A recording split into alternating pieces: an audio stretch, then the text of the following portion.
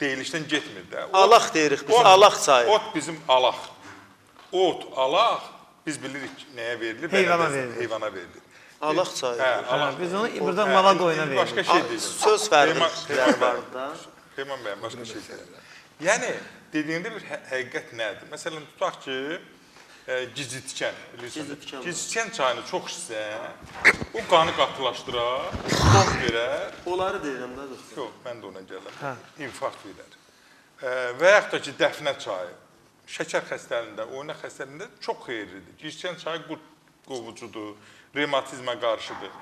Ancaq o da qanı qatılaşdırır. O qanı qatılaşdıran çaylara biz deyir, bitkilərə deyirik ki, onu çox içmək olmaz, mütləq fasiləli olmalıdır ya da qanın qatılanması yoxlanmalıdır. Ancaq ümumi şəkildə bilinsin ki, bu bitkiyi içəcəksən, çox içsən, bu gedib haradasa problem, bu təsadüfən insan özündə yaranır. Bunu o da tanınmış adam olur, o dostun kimi. Sizin şəxsinizdə, başqa dostların şəxsinizdə yayır ki, ay qardaş, mən bu çayı içdim deyim, mənim xərc. Yox, bitkilərin hamısını mən demədim. Yox, bu da siz deyəndə. Nəysə. Dostum, məsəl üçün, mənim üçün də maraqlı gəldi.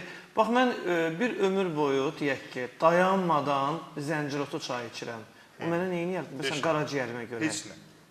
Amma məsələn, mən kəkotu çayı içmişəm, mən çox pis bir vəziyyətə düşmüşəm. Bu fərdi dözümsüzlük. Təsəvvür elə. Yəni ki, mən deyim də sizə, çay yox idi, doktor.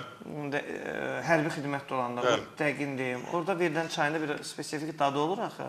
Mən o çayı içə bilmədiyimə görə, bu biri çaydan da tapmadığıma görə məcburiyyət qarşısına qalıb kəkotu çay içdim. Və təsəvvür ki, bir ay çay içdim. Mən də bilmirəm ki, bu məni...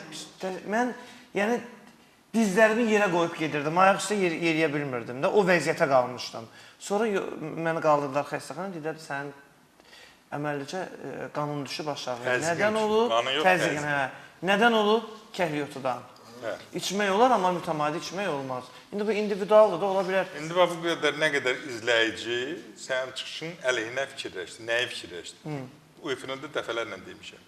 Kəhliyotu çayı normalda siz deyən kimi təzyiqi sala bilər. Sala bilər. Adamlar var, kəhliyotu çayını içən kimi təzyiq hara qaldır bilirsən? Niyə?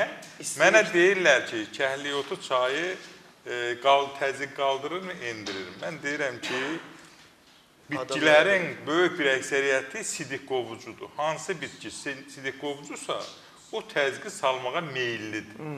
Məsələn, mən 10 çaylıqda kəhliyotu içsəm, təzyiqim düşmür. Bu fərdi dözümsüzlüdür. Kimin bir stəkan içən kimi başı ağrıyırsa, yoxladırsa, düşübsə, deyir, təzyiqimi saldı, qalxıbsa, deyir, təzyiqimi qaldırdı, kəhliyotu təzyiq qaldırır. Ancaq yenə qanun budur ki, qayda budur ki, sidik qovucu təsir olan bitkilərin əksəriyyət də sidik qovucudur, təzyiq salmağa meyillidir. Sizdə kəskin şəkildə salır, bədənin ona reaksiya verir. İnsan var ki, reaksiya verir, təzyiqini qaldırır, baş ağrısı verir. Xeyli insanlarda baş ağrısı verir. Ancaq nanə, yarpız, onlar vermir, sakitləşdirir. Hə, bəli, çox gözəldir. Ancaq kəhliyotu tərlədicidir, soyuq dərməyə qarşı çox gözəldir. Nanə, yarpız sakitləşdiricidir.